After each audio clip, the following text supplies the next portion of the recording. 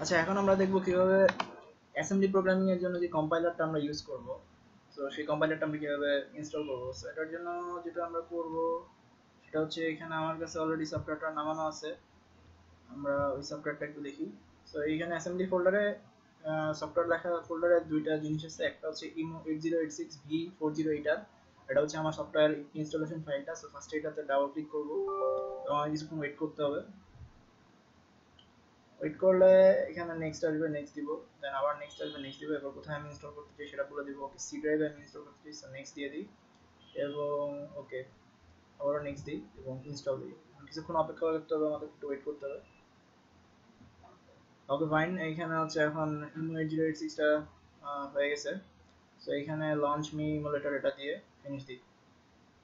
So এখন যেটা হবে যে ইমো 8086 ওপেন হবে। তো ওপেন হলে এখন যেটা আসবে সেটা হচ্ছে যে প্লিজ এন্টার দ্য রেজিস্টার কি। সো এখানে ফার্স্টে আমি ক্লিক করব। ক্লিক করলে পরে এখানে দুটো অপশন আসে।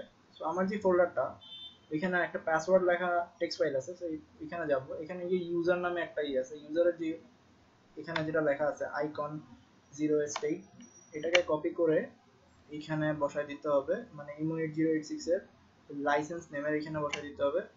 আর টেক্সট ফাইলের এখান থেকে যে পাসওয়ার্ড কিটা আছে, কি এই যে অংশটা লেখা আছে CSE, এই অংশটুকু কপি করে পাসওয়ার্ডের ঘরে পেস্ট করে দিতে হবে। ওকে দিয়ে এবার ওকে দিলে থ্যাংক ইউ আসবে এবং ওকে দেওয়ার পরে এখন হচ্ছে আমার ইমো 8086 কোড করার জন্য একদম ফুল রেডি আছে।